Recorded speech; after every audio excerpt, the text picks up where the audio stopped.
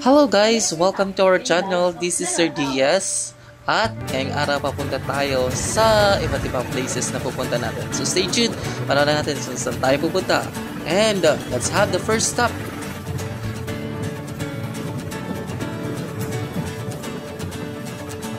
And ang ating first stop ay Manila Cathedral. Ayan po ang statue ni St. Peter. And ito po ang interior design ng Manila Cathedral, ang inang simbahan ng Pilipinas. Ang unang katedral ng Pilipinas. Yan po ang True Cross ng Panginoong Jesucristo. Yan. Pakita natin saan po. Malit lang po yung piraso pero galing po yan sa True Cross na pinagkuha po ni Cristo. Nandiyan po yan sa Manila Cathedral sa may kaliwang bahagi po ng simbahan.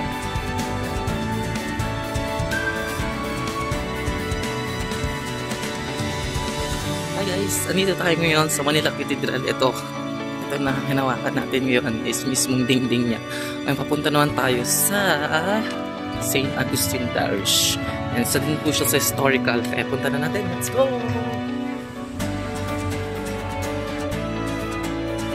Ito naman, dito na tayo sa harapan mismo ng Catholic Bishop Conference of the Philippines. Ayan.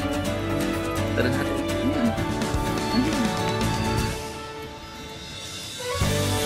Diba?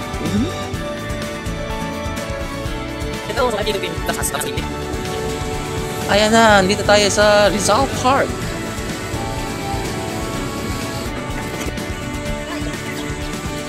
Po ang pantayo ni Dr. Rizal. Ito naman po ang pagpapakita kung paano namatay po si Dr. Jose Rizal. So dito makikita po ang Mi Ultimo Adios in 3 languages, English, Spanish, at Filipino.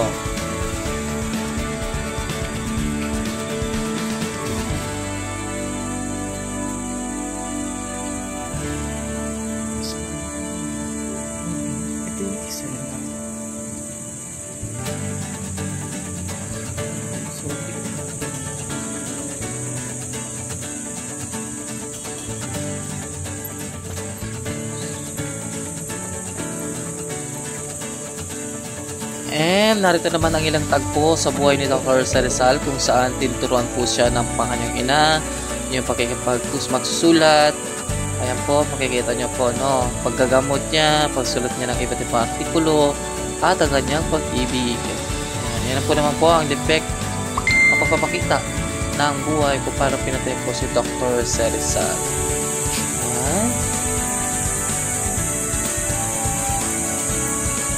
And mahigit 100 meters daw lang po kung saan po ang bantay ni Dr. Rizal ay kung saan po ginarote ang mga gumbursa. Hello, National Museum! Dito tayo ngayon sa Natural Life, Natural Sciences.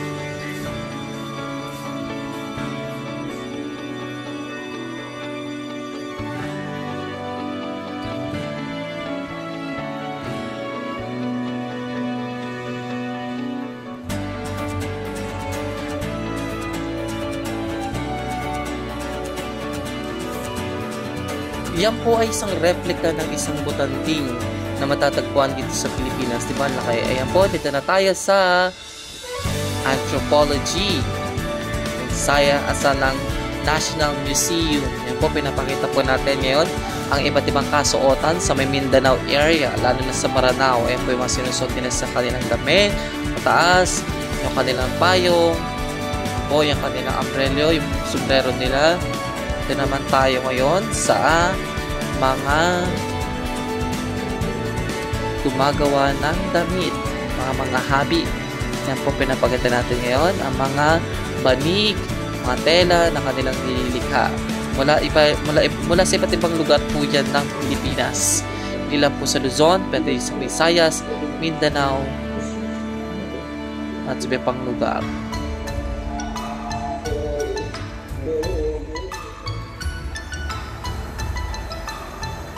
Yan po yung kanilang burial urn po yan mga yan. Yan po yung kanilang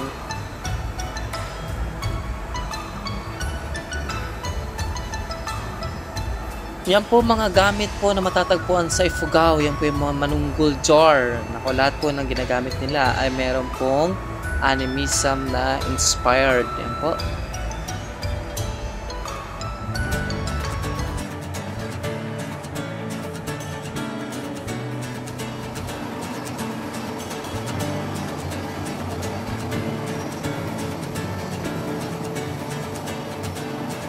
Yan po isang skull natagpuan dito sa Pilipinas, kaya isa sa mga pinabanggit na lugar kung saan po yung unang tao ay nakikita po dito sa Cagayan. Yan naman po ang pinapakita dito ay mga buhay na mga ita natin, ang mga negro natin na kababayan sa iba't ibang lugar, lalo na sa Zambales. Yan po yung spears nila, iba-iba po yung tusok niyan.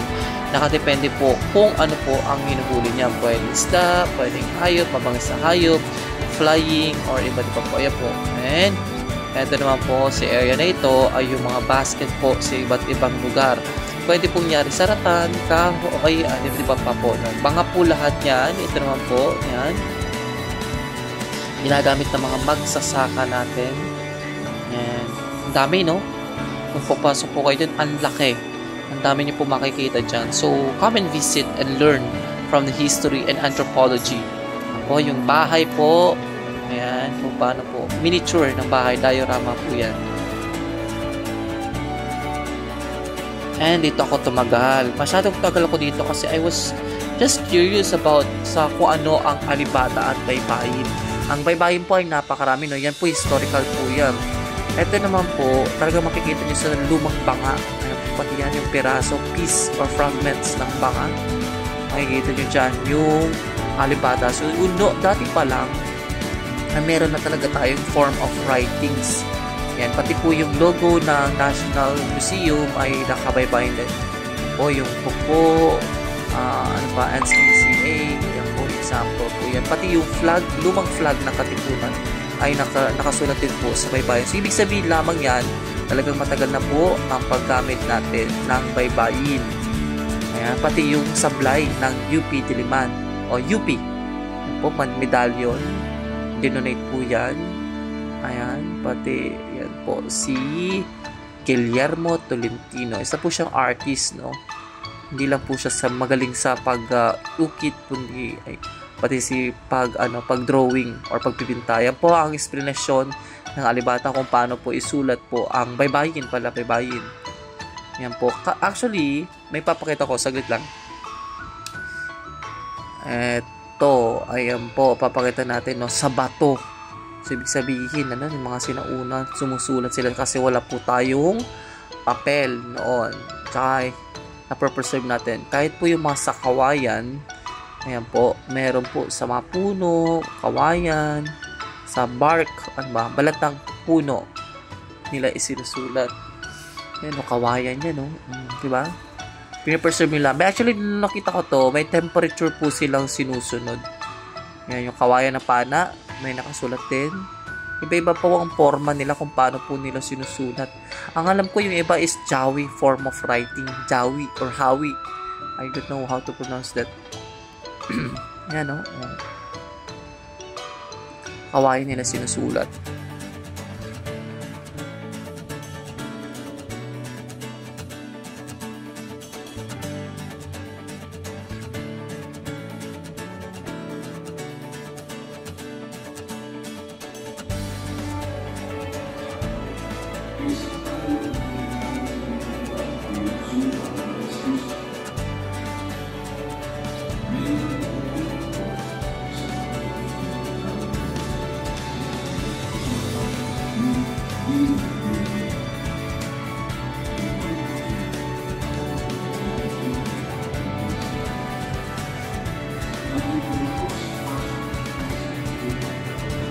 Ayan, pati yung doktrina Kristiyana at saka yung mga lumang dokumento, nakabaybayin naman talaga siya, no? Pati yan.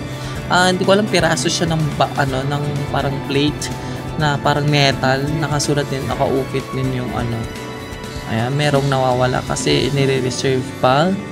Ayan, pero yan po yung image. Ito naman, andito tayo sa mga bagay na gumagawa ng tela. Ayan. Yan, eto pa. Ayan, ang dami yung, ayan, puro sinulid. Iba't ibang klase ng sinulid yan, makikita natin dyan. Ayan po, yan, no? Yung kanilang Ifugao dresses. Pero hindi po lahat na Ifugao yan, ha? Siyempre, iba't iba, pati yung barong, yung paano maghab ng, ng damit, tela, ganyan. Nakalagay din dito, pati yan, yung luma na ng tela, yan. Ano po, meron pa rin yan ngayon.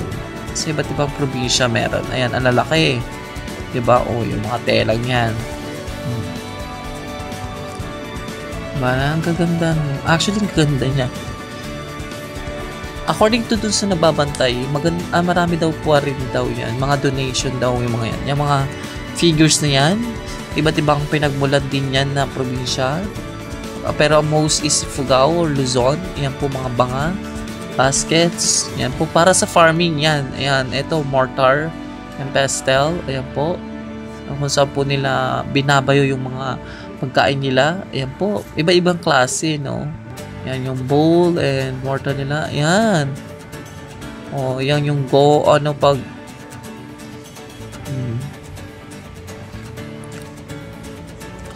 Dito tayo sa manlilikha. Ayan, tapos na tayo, punta naman tayo sa isa pa. Ayan, di ba? Hello, bye! Sa susunod na tayo. Punta tayo sa susunod na ating destinasyon. Punta tayo sa Fine Arts. And ang Spoliarium, ang pinakasikat sa lahat ng painting na makikita po at bubungad po sa inyo sa Fine Arts.